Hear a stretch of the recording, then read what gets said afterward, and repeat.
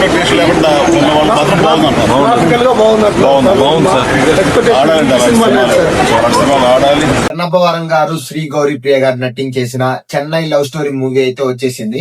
Movie చూడటం అయితే జరిగింది. నాకు మూవీ ఎలా అనిపించింది అంటే, నాకైతే పర్లేదు, యావరేజ్ అనిపించింది. ట్రైలర్ లో గానీ, ప్రీ రిలీజ్ ఈవెంట్ లో గానీ, ప్రెస్ మీట్ లో గానీ రుద్దినంత కల్ట్ కల్ట్ కల్ట్ అని వాళ్ళు చెప్పినంత అయితే నాకైతే అనిపించలేదు. ఒక డీసెంట్ మూవీ అని చెప్పొచ్చు. ఖచ్చితంగా అయితే ఒకసారి థియేటర్స్ లో వెళ్ళి చూడొచ్చు అని అయితే నాకైతే అనిపించింది. అసలు మెయిన్ గా వాళ్ళు కల్ట్ అని చెప్పారు కదా, నీకెందుకు మూవీ అంత కల్ట్ అనిపించలేదు అని చెప్పి అయితే మాట్లాడేసుకుందాం. First of all, movie plot విషయానికి వచ్చినట్టయితే, ఒక పెళ్లి ఆగిపోయిన అమ్మాయి అండ్ కొత్తగా చెన్నై వచ్చిన కుర్రోడు మధ్య సాగే లవ్ స్టోరీ అండ్ ఇంటర్వెల్ తో ఒక మంచి ట్విస్ట్ తో మీకు సెకండ్ హాఫ్ అనేది సస్పెన్షన్ తో డైరెక్టర్ అయితే మిమ్మల్ని వెయిట్ చేస్తారు నెక్స్ట్ ఏం జరిగింది. ఎందుకంటే అంత పెద్ద ట్విస్ట్ పెట్టిన తర్వాత మీకు నెక్స్ట్ ఏం జరిగిందా అనుకుంటారు. కానీ మొమెంటం అనేది వేరే జోనర్ లోకి వెళ్ళిపోయి, కామెడీ ట్రాక్ లోకి వెళ్ళిపోయి, మీకు అనేది మూవీ అనేది మొమెంటం అనేది లాస్ అయిపోయింది. కానీ సెకండ్ హాఫ్ అనేది ఇంకొంచెం ఇంకా బాగా వర్కౌట్ అయ్యి ఉంటే మాత్రం మూవీ మాత్రం చాలా బాగుంది.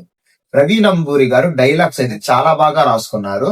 అండ్ సాయి రాజేష్ గారి ట్రేడ్ మార్క్ రైటింగ్ అయితే కనపడింది. మీకు ఎవరికైతే బేబీ సినిమా నచ్చిద్దో వాళ్ళకైతే మూవీ అయితే ఖచ్చితంగా నచ్చింది, ఖచ్చితంగా కనెక్ట్ అవుతారు. బేబీ సినిమా అంతగా లేదులే అన్న వాళ్ళకైతే ఈ మూవీ అనేది అంత డిస్కనెక్ట్ అవుతారు.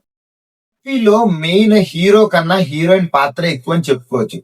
ఈ ఫస్ట్ హాఫ్ లో అయితే మూవీ అనేది చాలా బాగుంటది. ఎందుకంటే డైరెక్టర్ గారు ఎస్టాబ్లిష్మెంట్ చేసుకునే విధానం గానీ, కొన్ని సీన్స్ అయితే మిమ్మల్ని అయితే మెస్మరైజింగ్ చేస్తాయి. అంటే చాలా బాగుంటాయి. అసలు ఫస్ట్ హాఫ్ స్టార్టింగ్ నుంచి ఇంటర్వెల్ వరకు మీకు ఒక మంచి గుడ్ మూవీ చూసి, ఒక కొత్త జోనల్ మూవీ చూసినట్టయితే అనిపించింది మీకు. కానీ సెకండ్ హాఫ్ చూసిన తర్వాత మీకైతే రెండు సినిమాలు అయితే ఖచ్చితంగా గుర్తొస్తాయి. ఒకటి ఎందుకంటే ప్రేమంట అండ్ స్పాయిలర్ అనుకోవచ్చు, స్కిప్ చేసేయండి ఈ పార్ట్ ని. ఎందుకంటే ప్రేమంట అండ్ డ్యూడ్ సినిమా గుర్తొచ్చింది. క్లైమాక్స్ చూసిన తర్వాత ఎవరైతే ఇంటర్వెల్ ట్విస్ట్ మీకు బాగా అనిపించి సెకండ్ హాఫ్ మీకు న్యాయం చేశాడరా దానికి దీనికి అనుకుంటే నచ్చింది. ఒకనొక పాయింట్ లో అయితే మీకు సెకండ్ హాఫ్ లో ఒక చిన్న ఎంట్రీ జరిగిన తర్వాత మీరు ప్రెడిక్టబుల్ చేయగలరు సినిమాని, క్లైమాక్స్ లో ప్రెడిక్టబుల్ చేయగలరు.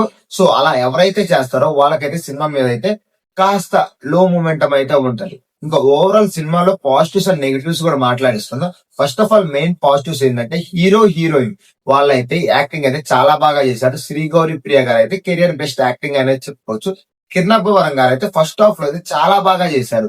కానీ కొన్ని సీన్స్ దగ్గర అయితే నాకెందుకు డైరెక్టర్ మరి అంతగా పట్టించుకోలేదా, లేదంటే సరే డైరెక్టర్ సరే ఓకే టేక్ ఓకే అన్నారు, నాకు అర్థం కాదు. కొన్ని సీన్స్ ముఖ్యంగా ఫస్ట్ టైం వాళ్ళ ఫ్రెండ్స్ అందరి దగ్గర సీన్ ఉంటుంది, మాట్లాడే సీన్. ఆడైతే యాక్టింగ్ చాలా బాగా చేస్తారు. ఇంకా నది దగ్గర సీన్ వచ్చే దగ్గర అయితే నాకైతే కొంచెం అనిపించలేదు యాక్టింగ్ అంతగా. ఈ సెకండ్ హాఫ్ లో అయితే పర్లేదు. మనకి కే ర్యాంప్ లో కామెడీ టైమింగ్ ఎలా అయితే వర్కౌట్ అయిందో సెకండ్ హాఫ్ లో కూడా కిరణప్పవరం గారి టైమింగ్ అంత బాగా వర్కౌట్ అయింది. సెకండ్ హాఫ్ లో మీరు ఫన్ ఉంటది, లిటిల్ బిట్ ఆఫ్ ఫన్ ఉంటది. డ్రామా అనేది కొంచెం ఓవర్ ల్యాప్ అయిపోయింది.